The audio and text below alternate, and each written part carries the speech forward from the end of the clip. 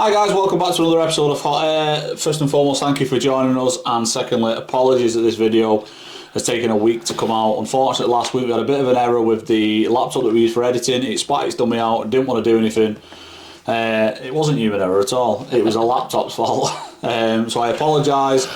This is the video that should have come out last week, which is finally out this week. And if you're wondering why I'm talking in the past or in the future, it's because the video that we did last week, the laptop deleted it, so I can only apologise. This week's show, we've got some raw rifles we're going to talk about, so the HM1000Xs. We're going to talk a little bit loosely about the range and the update on the range. And to kick off with, we've got this wonderful Rosewood stock custom rifle that we're quite happy about announcing, aren't we? We are indeed. Obviously, you can see from your screen, it's got adjustable hamster, adjustable cheek piece, and adjustable butt plate with length of pull as well. So it comes in and out for length of pull as well as up and down. And we'll get a close up of it in a bit, yeah. And we'll show you exactly how it all works. But honestly, guys, this stock, some people might have seen them on the forums. The maker of the stocks doesn't want to put himself out there just yet. He wants to stay in the background, which is fine. Yeah. Although he sent it to us so that because he thought he watches the channel and he thought we might like to put it on and show how nice it is. Yeah. And he's also given us sort of exclusivity in the shop to sell it on his behalf, if you like, and sell more of his work. So there's a lot more to come, isn't there? Yeah. So basically, what Gareth's saying there, guys, is that the person who makes these stocks has reached out and said he wants an avenue to promote his stocks and obviously to offer them out to you guys or to anyone who shoots. And obviously he knows that Hot Air's got a decent viewing platform, but also the shop's relatively busy in North Wales. Even though we are a small shop, we do alright. So he's kind of looked at us and thought, we don't want to go with any big mass retailer, we want to stick with like a little boutique style shop. And obviously the forum that we've got here on Hot Air, we can showcase his work probably in a better way than most other retailers can. So as you can see, it's a full Rosewood stock. Now I think I'm right in saying that he's the only person with a license to use Rosewood for the entire stock. I know a lot of people use it for like... You can import it, it's license to import. Yeah, a lot of people use them as like end caps or like bottom of pistol grips and stuff like they do with the ebony pieces. But he's allowed under license to produce this full Rosewood stock. Now, me personally, I think it looks fantastic. I think it would probably give a walnut stock a run for its money. And the detail he's gone into is put like a little piece of rosewood there just between the metal back plate and obviously the butt pad. So at the minute these are available for TX200s, Pro Sports, HW 77, 97, 35 and 95. And I think there is talk for him to do some others to get the inletting for different rifles. I apologise if you can hear Rosie, she's just having a drink. She is still in the shop because she's still grieving, bless her. So yeah, so really excited to do that. And then that leads us on to the next bit of news about this stock, and that is that it leads on to what we've been wanting to do probably for a few years now, but we've never really had the opportunity to do it. And that is that Hot Air, in collaboration with a really well-known rifle maker and a stock maker, we're actually going to produce some of our own rifles, aren't we? Yeah, we're going for it, guys. We've been saying about, if you watch the show, we've been telling people that these people that are doing limited editions and everything else, they don't really deserve to be called limited editions. Why I could have done so much in the show with the last 125 years bit, and they painted them red. We all know that. Now we're going to do something really special. We're going to get a custom one-off stock done for each rifle. We're going back in time. Myself and Quill put together what we like in rifles, and we're a bit old school, but we like the modern world. We want it modern, touch fluted, that sort of stuff, but we're also going to put some engraving on there and make it really special. Obviously Don Blocks, his bless him, has passed away, so he can't do that, but it's very similar to his work. Well, the guy we've got doing the engraving, he's going through a bit of a process himself at the minute, so he can work with us from a legal point of view, and those of you that understand firearm law and RFD legalities and stuff, you'll understand why that will be. The guy was tutored by Don Bloxage, so his style of work is very, very similar and I don't think he'll mind me saying that a lot of his inspiration comes from Don and the work that he did. Me personally, I love engraving on rifles and shotguns. I know some people are a little bit more, it should be kept to your expensive shotguns and stuff. I disagree wholeheartedly. I think if you're spending money on a limited edition or a truly custom rifle like, I'm trying to think of some customer like ISP Spartans, Airstream, some of the ones that have got the engraving on that you look at that have worked alongside Don, the Venom lads when they used to do it with Don, you look at them and you think, if I was spending $2 and $3 grand on a limited edition rifle, I'd want it to be special. I'd want it to knock everything else out of the park. I wouldn't just want a special stock. I wouldn't just want it gliding. I would want it to look the absolute nuts. I'd want it to knock everything else out of the water. Yeah, you want it so that when you open your gun bag at the gun smile, don't you, and go, wow, everyone else smiles as well. Yeah. That's that's what we want, guys. We want to do a pretty special gun. Yeah, and we're going to try and make sure that they're not stupidly priced. We don't want to try and rip people off. We don't want to price them so that everyone goes, oh, you're doing it just to make money. That's not what it's about at all. We want to put our money where our mouths are and say, this is what we can do. Yeah, we've been big enough to sit here and say limited editions, everyone can do it and they should do much more than you are doing. So we've said, you know what, we've linked in with this rifle builder who I know you guys will not be disappointed in. He's very, very special. It's funny what you mentioned earlier. Yeah, of course it's.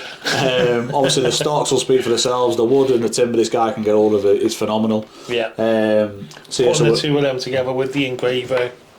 Yeah, and you're going to see something special. If we are doing them, and that's not to say that they will all be engraved, if there's a custom for one and they don't want it engraving, absolutely fine. They don't all have to be engraved. Our personal opinion is that if you're doing a special run of something, you should be able to customise them to what you want. And if you want a bit of scroll work, or you want some leaf, or you want some fleur-de-lis on it, whatever you want, you should be able to have it. You should be able to have that input to do it, but not pay through the nose to do it. But we will be putting on every part of that rifle, somewhere, the serial number, even on the piston, everywhere, we'll be putting the serial numbers and some sort of identification so that they cannot and will not be copied. Yeah. They're going to be, you're going to know that it's a hot air rifle. Yeah. And you're going to know that the parts inside are still hot air rifles. And also, this is something that I wanted to say because it bugs me like you wouldn't believe. If you do a collaboration with somebody, like the person who's going to do the rifles and the person who's going to do the stock, unless they explicitly say they don't want to be named, I will categorically say this is a collaboration between us and the person doing the work, because there's nothing worse than saying to someone, can you make me a custom rifle? Yeah. And then that person going, oh, I've done this. Yeah. What a rip-off. No, you haven't done it. You've taken credit for somebody else's work, so we will not do that. And unfortunately, believe it or not, what Gwil's just said happens. It happens a lot. It's disgusting that it happens, but it happens, and we've entered the world that we've found out how much it happens, and it's not going to happen on our. No, it's not fair to those people that are doing these custom works, and it does have to be done right. It does have to be done in line with legalities. But if you're getting someone to do a bit of work for you, give them a nod and say thank you to such a body for the input, or thank you for joining this collaboration. Anyway, a little bit of a rant about that. No, I agree. I hope the audience does, because it's important that then people get notification of what they've done. Yeah, 100%. So yeah, that's what we're aiming to achieve, and we're hoping that by the end of it, you're going to see some pretty special rifles. And personally, I tell you what, guys, I'm going to ask you a question, because I think these rifles should be in a wooden box, like a dovetail, blah blah blah blah blah.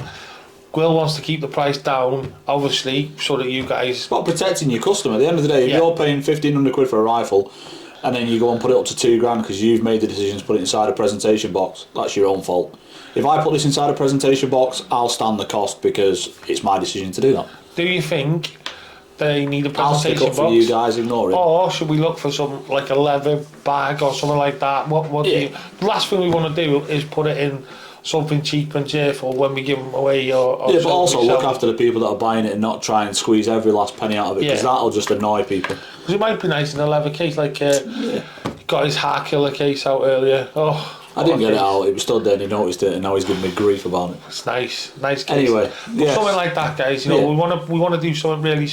We want to do it as a full sort of the rifle with, like back in the days when we've just been given a picture of a cheetah rifle, stock of cheetah. Thanks, John. Yeah.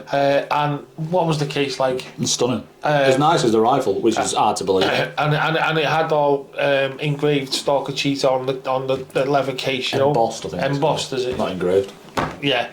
So we'd love to be able to do something like that. If there is anyone that does anything with leather, that builds, careful now, that builds cases, can you get in touch with the shop or give us a nod? Or Yeah, it'd be nice to knit a few of these small companies together and obviously make it so that everyone's proud of it and give them the nod that they deserve if they do get involved.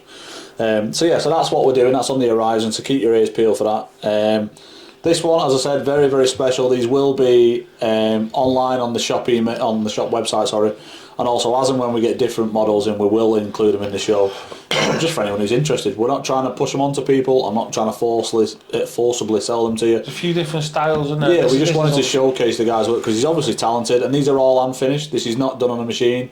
He's done it all by hand, which I think's incredible. Yeah, he doesn't even use a stock duplicator, guys. I know, like, for me, that's bonkers, and obviously why he does take a little while to make the stock, so don't think you can order a stock tomorrow and get one. It takes time, because he won't use a duplicator, will he? Which, to be fair, is a massive nod for him to say, I've got faith in my own skills. Yeah. You know, he does every part of it by hand, completely finishes them, and I think they look wonderful. So that's that one, guys. And then the next part of the show, just a quick update on the range. So the range was due to go live this Saturday, which was the 23rd. Unfortunately, we've been let down by the utilities company. He was meant to come and finish and put the meter in. That's not happened. It's not Eon. Just scrap that out. Someone like that. Yeah, something like that. So they're not turning up, or rather they're not going to turn up until early next week. So anyone that was planning on going down on Saturday, please don't go down. There are a few people that are going to be there. We're going to have like a bit of a soft launch just to try and test it out and see how it works. But for the most part, it's going to be closed to the public until the following Saturday, when we can open it up and be proud of it and say to you, the people that want to come down, please enjoy it, have fun with it. And if anything does break, at least we know what we need to do to make it better. Thirdly, we've put out a short video. It's not a short, but it's a smaller video of something that we're working on, which we're really excited about doing, which is competitions. We said in the very start, I think in the very first episode, we said we wanted to do competitions and giveaways. So that's something that we're really excited to do. Gives you guys the opportunity to win some stuff for not a lot of pennies, and also it's an investment for yourself because you could win something that's something you couldn't have. That's the key to it, isn't it, Will? Yeah. Some of the rifles we're going to be looking at launching in the competitions are very expensive. I'm not going to give anything away yet, but one of them is about £8,000, so that kind of narrows it down. So I personally could never own an £8,000 rifle in the situation I'm in. No, by the same token, if you had that money there, like if I had £8,000 sat in my bank, could I justify going buying an £8,000 rifle or a £7,000 or even a £5,000 rifle? I couldn't. But so to spend a if we say right, answer this question, and you spend a fiver or a tenner or a ticket, you stand the chance to win it, and it will all be done live. It'll all be done 100% legal. So that's something we're excited about.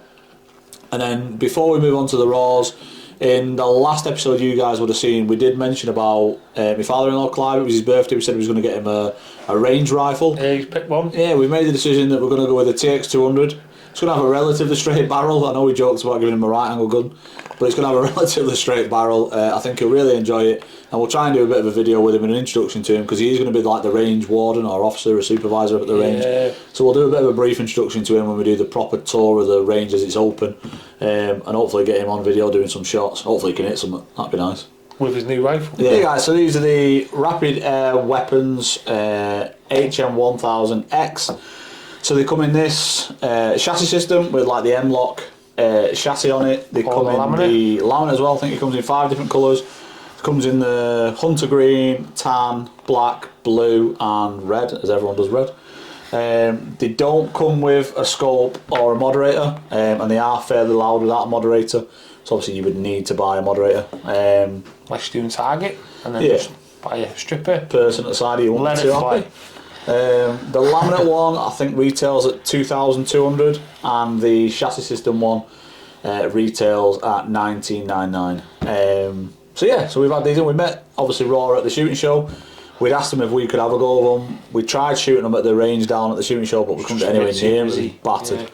Yeah. They do this one in a shorter one, and I think that's the one that they're going to come out with next, which is like the newer version of this one.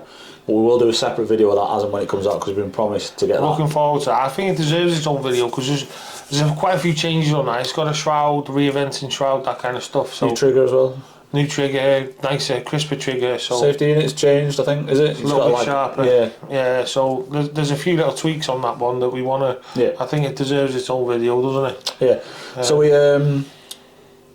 so we got these in. Basically, there's been a load of reviews on them. Some people love them, some people loathe them. So we said, well, we'd like to get them in and do our own little review on them, just to see what they're about.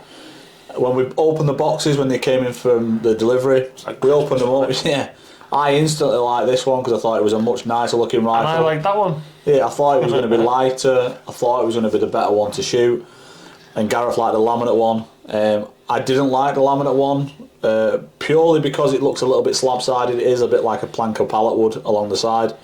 But actually, when it came to shooting them, the laminate one was a comfier fit for me as a lefty, because this one isn't an ambidextrous stock, so it has got the collar on the back for moving the cheek piece up and down. And as you're trying to line your eye up with the scope, it's pushing your face away. So you find yourself kind of canting the rifle to see down. No, I'm not special ops or SAS, so I'm not used to shooting sideways on. And I'm also not a G, so I don't fly through the air shooting sideways. So it was very difficult to get my eye lined up to be comfortable enough with where my rep placement was to hit the target. Whereas the laminate one, very comfortable, really nice foregrip, lovely bit of stippling which is nice and sharp, so you can get a real good grip on it. And the cheek piece and the pistol grip was really nice. I think it was a nicer setup on this one. No doubt tweaking that one, we could have a great setup as well. I think if that one was left-handed, I think I'd like it. Yeah, but I mean, it's got higher mounts on that. Same scope, they've sent them with the scopes, guys, but the lower mounts give it, lower point of impact, all the rest of it. It's just, yeah, it fits nice the way they've set this up. Yeah, it's lovely. Set it up personally. Yeah, but they are a bit heavy, aren't they? Can be, but I like a heavy gun. I mean, but I did. Sorry, mate. I did watch a video where there was a reviewer. I keep interrupting him, and I don't know why. I'm just giddy to get the video on. There was a YouTuber who tested them, and he couldn't get going on about how heavy they were.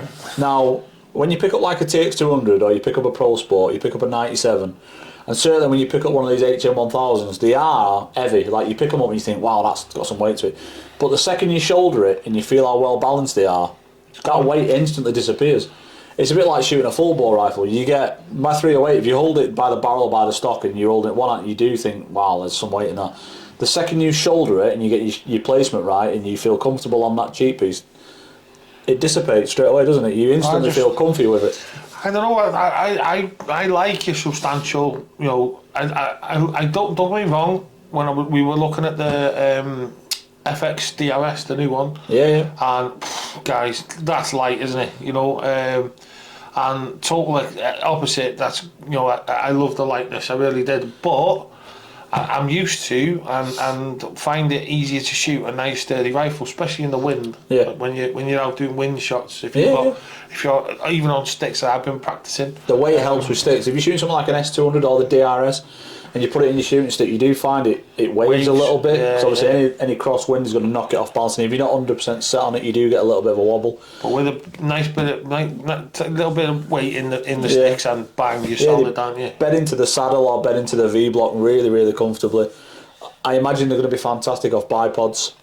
We haven't had a chance to shoot these because, as I said before, the range isn't 100% fitted yet, and I didn't want to shoot these in the shop because I feel like they need a little bit more of a punishment than just shooting them at 25 yards in the shop. So you want to get the most out of them. They are such a capable rifle. I mean, I know the TM1000 as well, which is one of the other models that they do. One of the guys at our gun club, Club Phoenix, Andy, the chairman there, he had a TM1000 and he made his own stock for it, left-handed stock, and what a gun that was, honest to, we'd all, in the club, I think at some point, we'd all had Rapids. Everyone had Rapids, Phelan Rapids. I went a bit silly with mine, just a bit. Spent about £3 going around Kev G, everyone else. But I did that to try and achieve what this is already, with the quick fill, the adapter, a lighter front end. They've done it by putting a carbon buddy bottom on. I did it by putting a titanium cylinder underneath, which is what you've just done, isn't it, with yours? Massive shot count on these as well, guys. I think they're 3.5, 400 shots. Obviously, that'd decrease if you have FAC. Turn them up. Yeah. And they're also side lever as well, really crisp side lever. Yeah. And I think one of the nicest things is on the Rapids, they had a cutout on the side on the Mark II block, so that you could single shot load the scallop block, so you could single shot. These have done the scallop on both sides, so that like if you're a lefty like Will, you've got no problem. You don't have to buy a new block or anything. You can do it straight away. So I really like the way that they thought about everything, really, and that's the dog, not me. She's a nightmare. She's been asleep all the time, and then as soon as you start filming, she starts wakes up. Yeah. But the tactical stock, though, it really does suit the gun as well, doesn't it? What I was saying before, it's very similar. I've got a 6.5 Creedmoor, a Tikka, and it's very, very similar to that. The difference being that my Tikkas is like an ambi stock, so that you don't obviously get the problems that you get with this. And that's maybe a bit of a design fault from RAW. Maybe they should have thought about incorporating a more of an ambi style stock, because it does force your cheek away.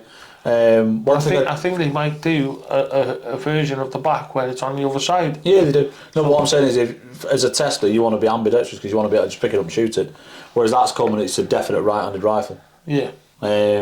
One thing I did like about them is that the magazines are very, very positive. Click straight in, it's got a really positive push through, so you know exactly when it's lined up.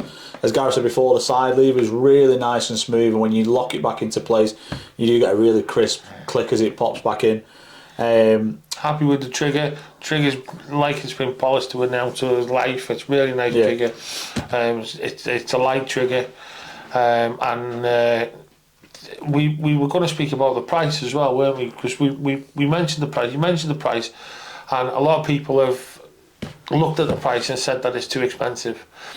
Personally, I think it's right up there in that category with every other rifle that's around that price. If you ask me, for a rifle for my HFT club, I would take one of these just as good as a Steyr 110 any day of the week. And I've had LG 110s, I've had Challengers, I've had Wolfers, I've had all sorts of different competition rifles. We had an Anschutz 9015 in here that was completely tuned to death. Yeah, they're very capable, aren't they? And I think this is every bit as capable from historic. Obviously, like Will said, we have shot these a little bit, but not properly, not as much as we want. No, we wouldn't want to put it up for film, would we? Because it wasn't very professional. It was just shooting them at a target in the shot. It wasn't like we wanted to do it. Yeah. And I think something of this standard and this stature needs to be put through its paces properly. Yeah. So, and we will do that at some point.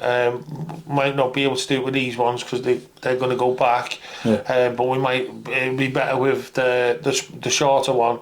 Because the range will be open, then we'll be able to use it on the range and everything else. So we're looking forward to that one. I know that's the one that they're going to push forward as well. I know we've spoken to the guys at RAW. There's a limited number of these available now. Yeah, there's not many left, is there? No. There's limited colours, limited calibers. The calibers are going down. Obviously, people are crying for 177 for the HFTs. So if you do want one of these, act fast. Yeah, I mean, you can give us a shout. We can speak directly to the guys at RAW because I know they're changing the website all the time because they've just announced. Oh, go and check out Perkins Guns. I know he's got a couple. He's got a few there, second-hand ones. But if you're after a brand new one, give us a shout. We can put you in touch and point you in the right direction. No problem. And I think they're worth every bit of it. You know. And I think, as Gareth said, if you're in the market for a £1,500 to £2,000 rifle and you've got your heart set on something, maybe it's a Day State or a Steyr, maybe it's a custom job that you've got, that you've got your eyes on. Red Wolf or something. Think twice, give these a shot. Go and find one and have a look at these. Yeah, don't think you'll be disappointed. They are very, very accurate. They're not pellet picky. They are weight picky, but most rifles tend to be like a certain weight. I think they've been given a bit of a bad rep for not a lot of reason. I think they've just been targeted because people seem to think that it's a... Because they went to America. Now, Yeah. obviously that might not be the future. We'll have to wait and see. Yeah. Everyone at the show was British and not American, so that's some news for you. Watch that space, boys and girls. So, but they are going to continue going Raw. They're not closing or anything, and they are going to continue with the smaller rifle that we're going to get. Yeah, so as and when we get that, guys, we'll bring that down and we'll do a proper review of that one. Yep. So yeah, we just wanted to do a little bit of a brief review of these. I know they've been done to death, but we just wanted to put our own little spin on them. Yeah, we were grateful to the guys to let us have them, and they wanted us to be honest. They didn't mind our opinion. That's one thing that's important to me and Will. Whenever anyone gives us a rifle to look at or anything like that, we do not want to be forced to say that's amazing, that's good, that's great, if it's not, you know. And I find it difficult when I do a Ripley, I know. Because I love them, or a Venom, as everyone knows, because I love them too. But objectively, you know, I'd like to think that the couple of things that we've mentioned, I know Will mentioned this underneath here, this cover on the trigger guard. The trigger guard. It's where they put the rail underneath to attach a bipod. It runs the full length and goes into a trigger guard. It's the only bit of that rifle I didn't really like. That and the slab sidiness. But when you get used to the feel of it, it's actually okay. I get why they did it, but what the only thing that I would have liked is a nod to the old Fiabin where the wood continued, you know, like that down to here. Yeah, continue the laminate. And continue the laminate down like the old Fiabin and have that guard coming down to here. I think that would have been a nice little touch from. But it's a different rifle. It's obviously the same workings and updated, but you know, it's not Fiabin, it's raw. So yeah. So if you're in the market for a decent PCP rifle and you want to spend a couple of quid on one, don't overlook these. I think they are well worth the money. 100%. I don't be put off by the negative reviews. I don't think they do them the justice that they deserve. So yeah. So next week, guys, we are actually finally going to go and sit down with Mr. Venom himself, Ivan Hancock. We're very, very excited to go and do that. I don't think it's ever been done before. No one's ever gone and got the chance to go and sit with him. So we hope to do that proud. So we've got a load of questions burning that we want to go and ask him. That's why Will bought the posh camera. That's what it was. So yeah, so we're going to go and do that. Next week, obviously, the range will be open fully, so we can go and do a proper walk around of that and show you the finished article. But for now, that's the end of today's video, guys. Please like, share, subscribe. And make sure that, like Will said, with the competition, we're going to do a new short. You'll see that. Make sure you get your friends to subscribe and everything else so that they can take share part. It. There's a massive opportunity there for people to win some stuff that isn't going to cost them a lot of money. Yeah, it's big news that for us. And if you can share, then the better the prizes that we can do for everybody. Yeah. Cheers, guys. We'll see you next week. Take care. Bye. Bye.